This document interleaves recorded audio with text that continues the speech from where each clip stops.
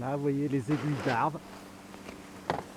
Coucou les loulous, je profite de cette bonne gamelle pour vous parler des fonctions croissantes et décroissantes. Accrochez-vous, caméraman.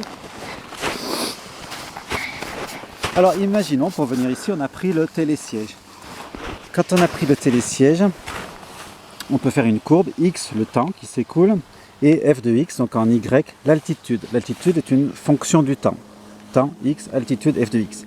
Quand on monte au télésiège, qu'est-ce qui se passe? Si le temps avance, l'altitude augmente.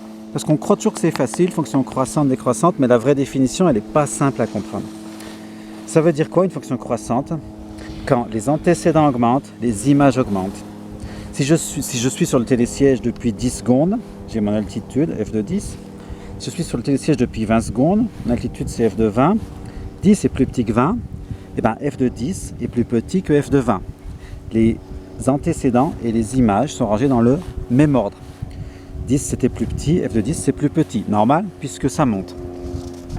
Qu'est-ce qui se passe pour une fonction décroissante? Donc après, quand on est arrivé au sommet du télésiège, on va descendre, comme ça.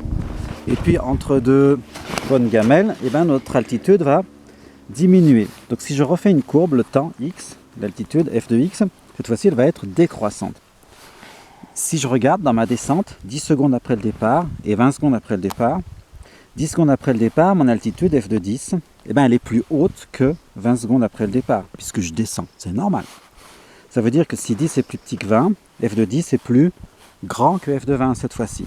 C'est-à-dire que les antécédents et les images sont rangés dans l'ordre inverse.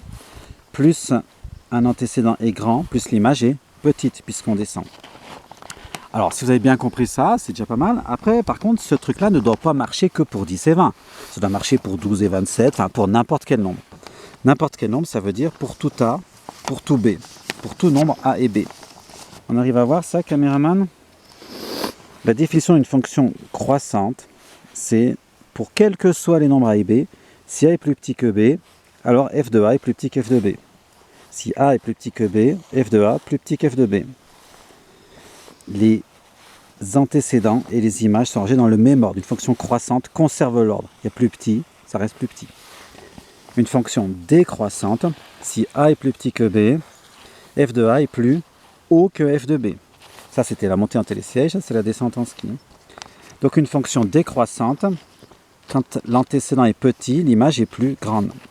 L'ordre est inversé. Une fonction décroissante inverse l'ordre. Une fonction croissante conserve l'ordre. Une fonction décroissante inverse l'ordre. C'est ça la définition. Quel que soit A et B, si A est plus petit que B, f de A est plus petit que f de B, même ordre pour les croissantes. F de A est plus grand que f de B, changez l'ordre pour les fonctions décroissantes. Voilà. Et ben, au revoir.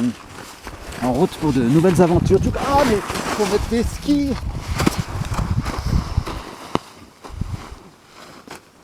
Coupé.